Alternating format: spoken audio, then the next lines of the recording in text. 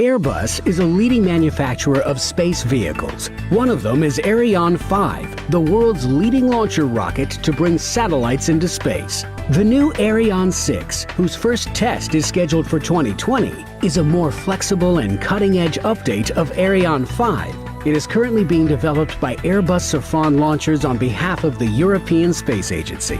Let's have a look. How does an Ariane 5 operate? Ariane 5 has two boosters, one main stage and an upper stage. It can place two satellites at the same time in space. The satellites are carried in the rocket's nose cone on top of the upper stage. To escape from Earth's gravity, the engines of Ariane 5 generate several thousand tons of thrust. The engine of the main stage has a power that is more than 7,000 Ferraris. During the flight, Ariane reaches a speed of 9.8 kilometers per second.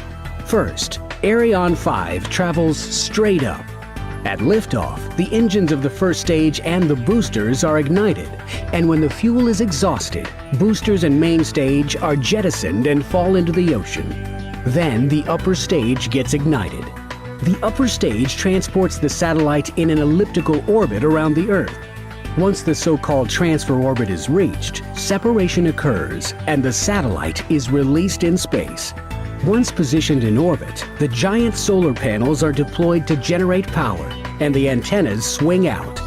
From that position, the satellite travels to its final orbit with its own propulsion. Usually, the final position for a telecommunications satellite is about 36,000 kilometers above Earth, the so-called geostationary orbit.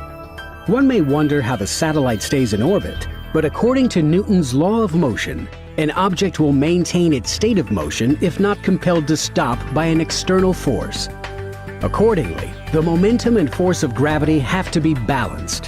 However, at each distance from Earth, the satellite needs a certain orbital velocity to stay in orbit, for satellites with higher orbits have slower orbital velocities.